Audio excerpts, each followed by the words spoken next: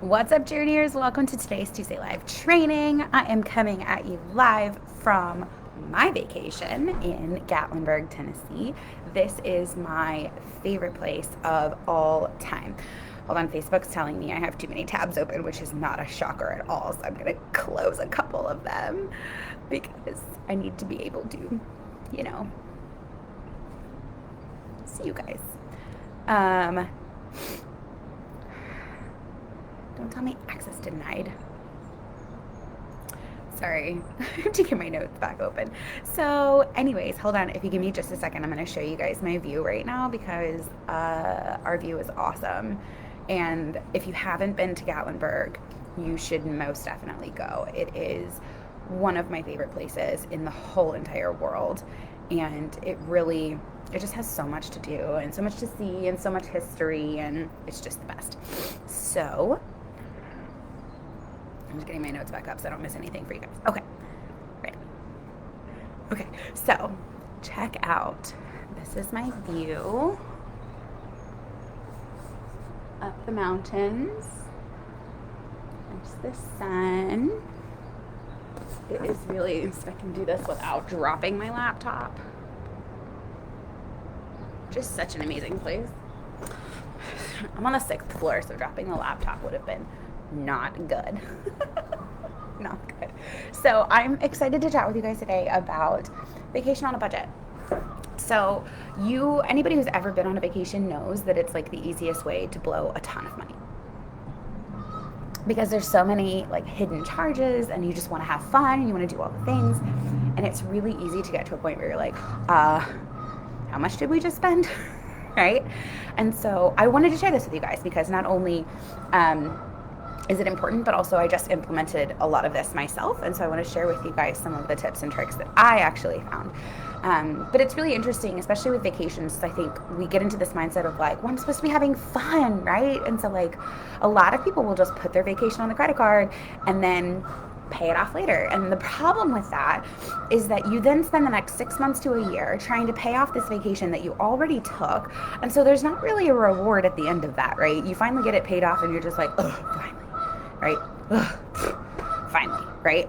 And so there's this feeling of like, ugh, I'm still paying this thing off. Oh my gosh, I still have credit card debt. Oh my gosh, I still have these payments to make. And it gets really draining, right? It just does. Whereas if you save up for something at the end of it, like there's the reward, right? You take that same amount of time to save up for it, and then you go, oh, I get to go on vacation now, right? Like there's like a reward at the end of it. It's actually more exciting. It's more incentivizing. This is my personal experience and opinion, right? So what I want to remind you guys though, before I go into all of these tips and tricks, is that none of this is about restriction. None of it is about restriction. You guys know when I talk about a budget, I am talking about a cash flow plan, a plan for your money. That's it. That's all a budget is. So when I say vacation on a budget, what I'm talking about is having a plan for your vacation. That's it. Having a plan for how you're going to pay for your vacation. And so I want to give you some tips and tricks on ways you can save money, but also important things to think about as you are planning a vacation. Sorry, my iMessage is just going to go nuts right now. So, a couple of tips, things that we experienced. Sometimes it's really tempting to just find the cheapest hotel, right? And I've heard people say this all the time. They'll say like, well, we're only going to be there to sleep. Right? I'm only going to be there to sleep, so it's fine. But what we discovered is we actually intentionally splurged on a hotel, which interestingly enough, one of the tips that I'll give you, and I'll just go ahead and share it now, is a lot of hotels have early booking discounts. And so if you book things far enough in advance, again, planning ahead and having a plan, you get a discount. And so we actually didn't pay much more for this hotel than we would have paid for like a cabin or a hotel down the road. Like it was about the same. It was not significantly more expensive. However, we chose quality over frugality when it came to the hotel for various reasons. One being, it's right on the strip. So we get to walk to everything. The whole strip is only just over a mile long. And so literally we can walk to everything within 15 or 20 minutes. So we chose the location. We also chose a hotel that had amenities. because our intention for this trip was not to do all the things. Our intention for this trip was to enjoy ourselves and take some time to be together. And so we have a hot tub and a fire pit outside, and there's a really nice like lobby with a bar. Like some of the best times on good vacations is actually time you just sit around doing nothing, right? It's the time you spend sitting around the fire pit. It's the time you spend sitting around in the lobby just having a hot drink, right? It's not necessarily all the activities. And so when you choose somewhere that gives you some of those free amenities, so like there's a pool, there's an indoor pool, there's a kiddie pool, like this place is awesome. It's really, really nice. In fact, we've got literally within like 3 hours of being here, we were like, yep, this is where we're staying every time we come here from now on, because it's just, it has so many things to offer aside from just a place to sleep, right? Like for example, a balcony. We're big fans of balconies. Big fans. So choose quality over frugality in the areas that matter, right? Choose the things that are going to make sure that you're super comfortable, that you really enjoy yourself, as opposed to just going with the cheapest things.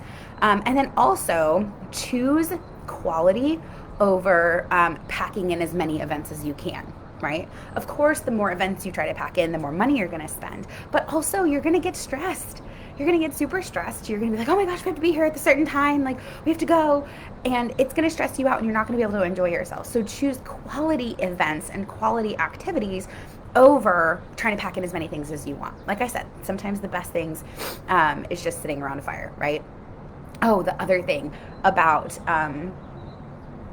choosing a quality location for like your hotel, even if it costs a little bit more, is you don't have to pay for parking because you don't have to drive anywhere. You can walk, you don't have to pay for gas. Like there's a lot of frugality that actually comes with picking a better location, right? Research and plan well in advance. I mentioned the hotels have early booking deals. We actually got, not only did we get a good price on the rooms, but we also got $55 in food and beverage credits and 25% off spa services. There's a spa here, another thing we chose. And we were already planning to go to the spa, so we got 25% off spa services. Why not, right? So choosing that quality over frugality is really helpful.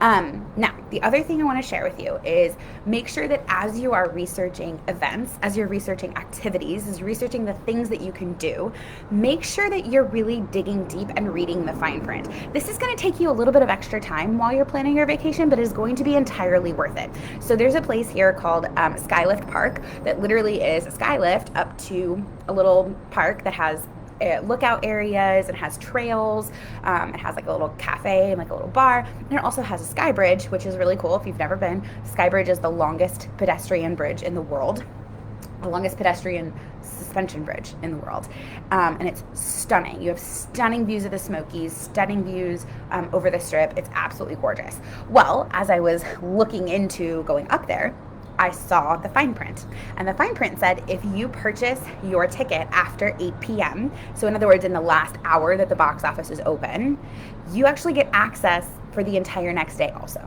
So we actually got to go up there Sunday night and see it at night with everything lit up and how gorgeous it was and how gorgeous the Strip was with all the Christmas lights and stuff that are still up. And we got to go back the next day, go during the day, and see even more things for the price of one ticket.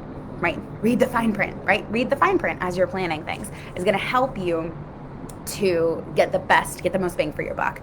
And as you're reading the fine print, look for applicable discounts. For us, we're military, and so there are military discounts literally everywhere here. Literally everywhere. But there are also often first responder discounts or teacher discounts. And so look for those things. And then as you're looking for those things, look for the special rules on how to get them, because most of the time you cannot book online. You either have to call or you have to buy it in person. And so just plan ahead for those things. Look for those discounts. The other kinds of discounts you can look for when you're going on vacations is bundle discounts.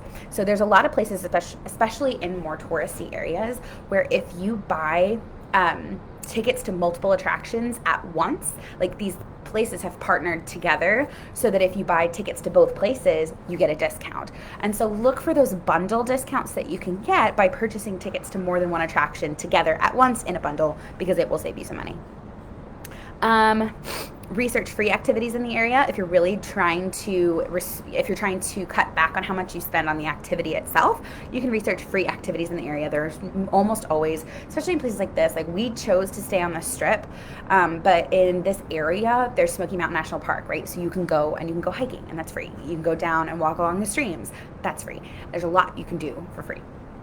So research those free things. Now, in terms of ways that you can actually save money on your vacation besides these discounts, one of the ways is to not be afraid to eat leftovers or to maybe do store-bought breakfasts. So one of the downsides to purchasing this nicer hotel is they don't have a continental breakfast. And so they have a cafe that has really great breakfast, but we spent money on it. Well, the serving sizes, the portions were huge. And so we just saved it and we had it for breakfast this morning. I had the other half of my bagel, and I still have like some omelet and potato left. So don't be afraid to eat leftovers. It's okay. It will not ruin your vacation experience. I promise you. I promise. And then same thing, like store-bought breakfast. Breakfast is probably the one meal, unless you're like huge breakfast people. When you're on vacation, like just eat something. It's okay. Just eat something and go out for lunch on the other times. And then the other thing is, I recommend if you have anything that you're wanting to kind of make sure you stick to the plan with, it will be souvenirs. Use cash for your souvenir budget. Whatever you set for how much money you want to spend on souvenirs, use cash, because then you see it leaving, right? And that way you kind of go, okay, well, the cash is gone, so no more souvenirs, right? Because souvenirs, not getting a souvenir isn't going to ruin your experience. It's just going to make you sad later. But you can also look at that and go, do I want a $60 pair of pajama pants? No, because I also want to make sure that I can get, something small at these other places that I go. And so you're a little bit more likely to be able to kind of regulate your spending if you've got cash. But don't forget about hidden costs. So one of our largest expenses for this entire trip is actually boarding our dogs and paying for someone to watch our daughter, because we chose for this to be a mommy and daddy trip. And so we had to pay to board our dog and her dog. We chose to pay to board both dogs rather than try to get them together and have her worry about that. So we boarded both dogs and paying her.